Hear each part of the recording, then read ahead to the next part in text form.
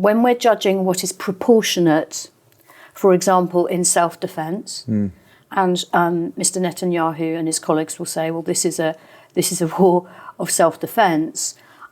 It may well have been initiated as a law of self-defense, and I recognise that what happened last October was a human rights atrocity perpetrated by Hamas. No doubt. But when you are judging whether this is proportionate self-defense, whether the targets of your war are legitimate targets, whether the force you're using is proportionate, human rights values and laws are engaged.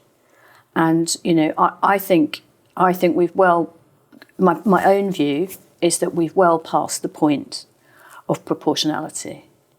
We passed that point some time ago. And I don't think this is a revolutionary position when even the United States, which is the staunchest, closest supporter and ally of the government of Israel, is now threatening to end arms support, has already paused a shipment of arms, I think last week, before the new movement on Rafah. Things are really, for that to have happened,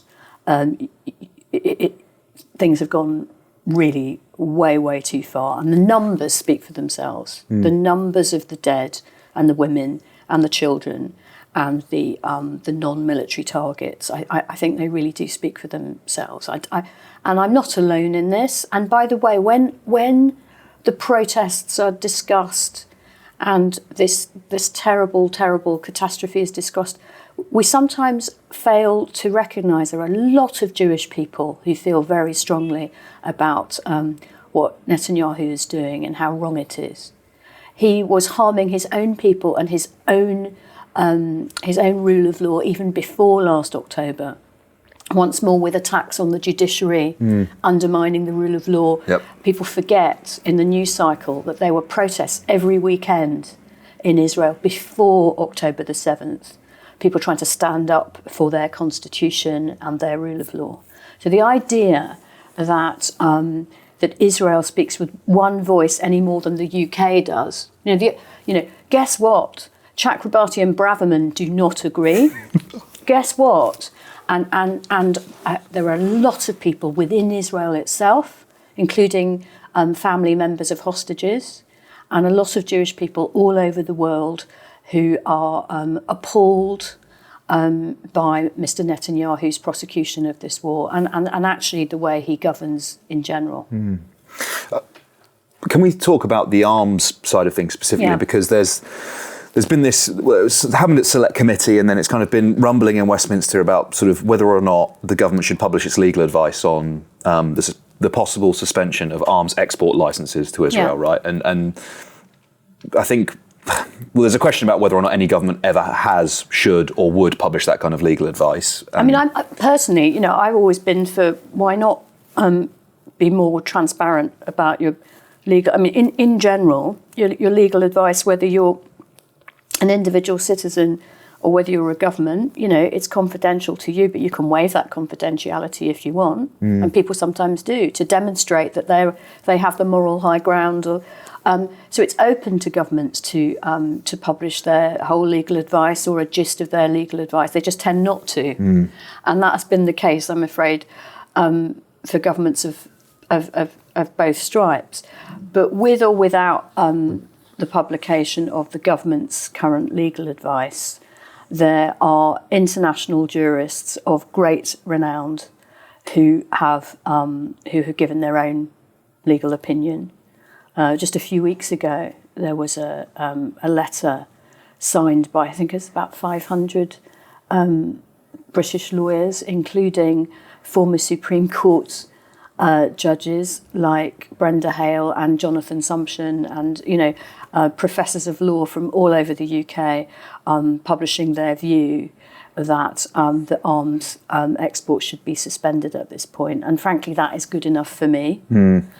Yes, we can urge the government to be more transparent about its own legal thinking. I support that. I support that because I think we should have more transparency in government in general, let alone about things as important as this. But But I'm convinced that arms should be suspended at this point. And as I said, when even the American presidency, which is always traditionally the strongest and most important ally, when even the US presidency is saying we're going to, we'll allow. I think the line at the moment from the White House is, you can have the obvious defensive weapons, but we're not going to allow you to go further in Rafah and cause even greater devastation with offensive weapons. We're going to pause that.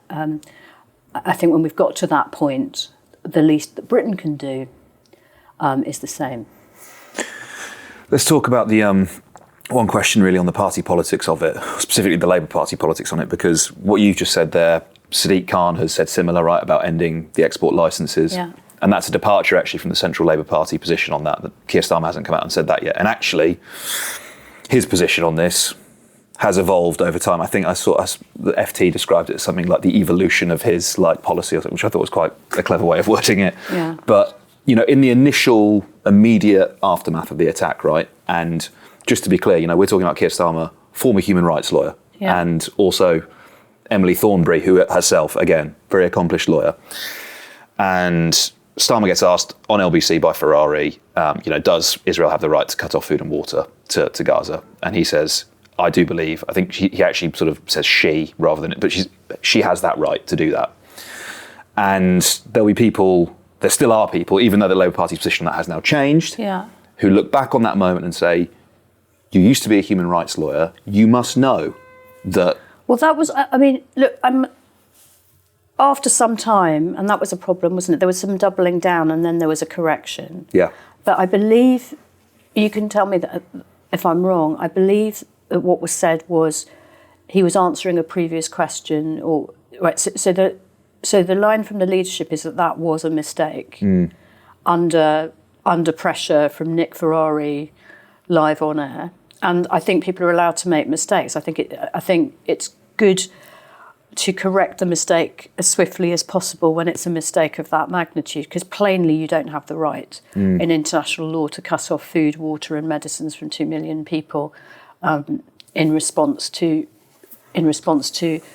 even the human rights atrocity of October the 7th.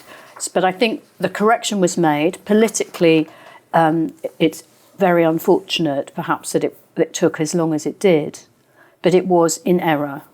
And that error is now accepted. But it's upset a lot of people, and not just British Muslims, by the way. Yeah. I know lots of people who are not Muslim who were very upset by that because of their belief in human rights and because of their belief in international humanitarian law and humanity and so on. So, yes, you can turn it into a sort of electoral game about, which constituencies have Muslim votes and so on, but it's much more than that. It's people of all faith and none who were upset by that, and that just needs to be corrected as often as possible. I think the nature of our unforgiving politics is sometimes that it's harder to apologise, it's harder to correct. The instinct is to double down, and I think some of the people that are, some of the political advisor class, whoever's the leader of the party, by the way, are a bit macho about doubling down rather than reflecting. But what can I say? That was a mistake, and it needs to be acknowledged. And maybe it needs to be acknowledged many times over. But there should be no problem with saying I made a mistake. I got that wrong. We got that wrong. And no, of course, self-defence is a very important principle in international law. Of course it is, but it is not unfettered. It's not unfettered in domestic law, right?